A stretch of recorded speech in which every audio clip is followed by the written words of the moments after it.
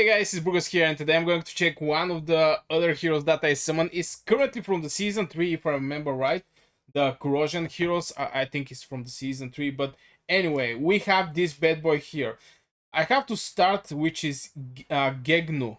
Gegnu, I hope I pronounced this name right, but I have to mention something. I don't like Corrosion heroes. I have couple Corrosion heroes, and all of them I don't think is that good.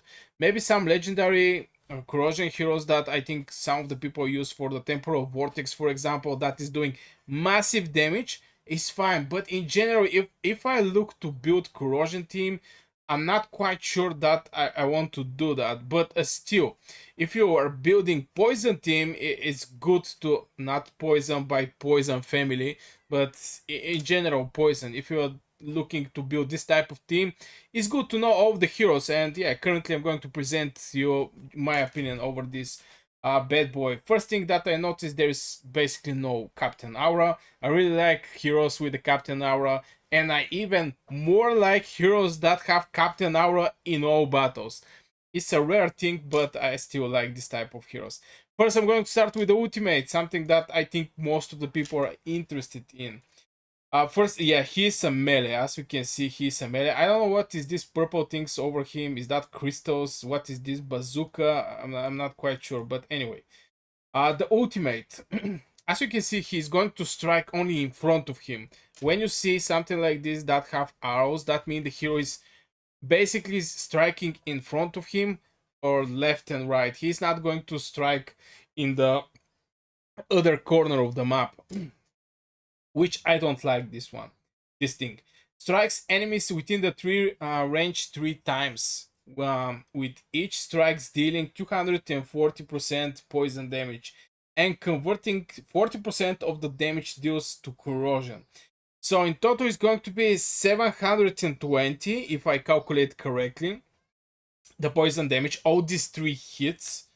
And this is a good one. This is a good one. I mean, it's little above the average, but just little above the average. I mean, just from the damage dealers. But this is 40% of the damage. Now 720 if convert 40% of the damage in the corrosion, most likely he's going to do 800, 900, something like this, which is a decent amount of damage, to be honest, just by the ultimate.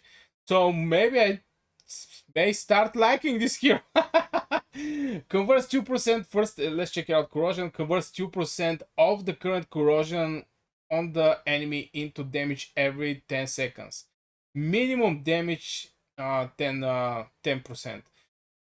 So how much percent? 2% of the current corrosion to the target enemy deals every 1 second. So 40% most like 20 seconds, something like this.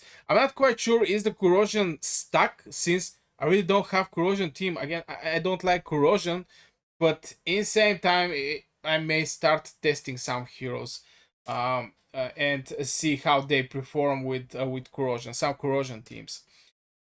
Anyway, this is the ultimate. Let's check out the second spell. Deals 330% attack poison damage to the enemy within the range and converts 40% of the damage deals to the corrosion. Again, we have convert 40% of the damage, and the damage is a decent also here. I mean, okay, not decent. This is average damage. Let's say it like this. This is just average damage that most of the heroes, most of the epic heroes, even some of the rare heroes are actually doing. So I cannot say big words about the damage he's doing, but this 40% of the damage, so it's definitely going to boost. Maybe it's going to give at least 100% extra, but still those heroes, those heroes don't put any debuffs. And boy oh boy, I'm huge fan of debuffs. Right now in the season 4, bosses are doing more damage if you don't have buff, also doing I think more damage if they don't have a buff. The game slowly transfer to ask you to have more buffs and debuffs in your heroes.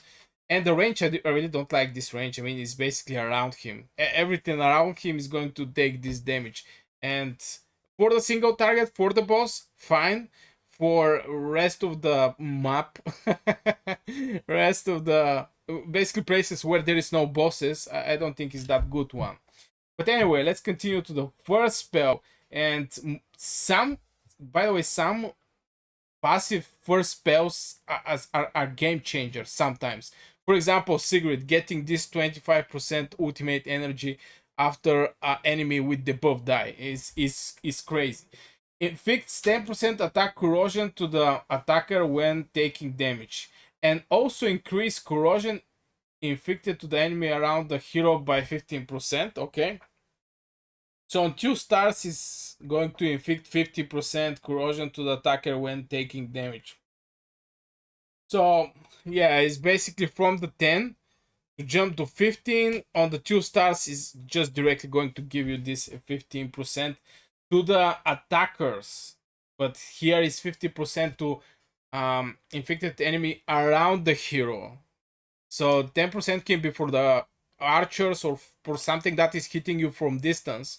But here is directly going to be 15%. And you don't need to be around this hero to actually receive. You just need to hit this hero. So in total, I don't like the range. First of all, starting from here. Second, this spell is again around the hero.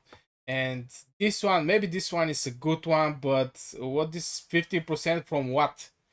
Attack. Okay, it's attack damage, but 50% attack damage is nothing, man. It's nothing. That's all. Minimum 100 damage, but I'm not so sure how much damage is going to be this one. So in total, when I look this hero, I really don't like him. I mean, I don't like this hero. I'm going to be honest. Let me know in the comments. Maybe I'm missing something. Maybe there is a good synergy between this hero and another hero. I'm not quite sure. But for me, this hero is useful for the boss fights. But for the boss fights, there is way better heroes from this one. So yeah, I guess this will be for this video, guys. I really hope you enjoyed. Like, subscribe, and see you in the next video.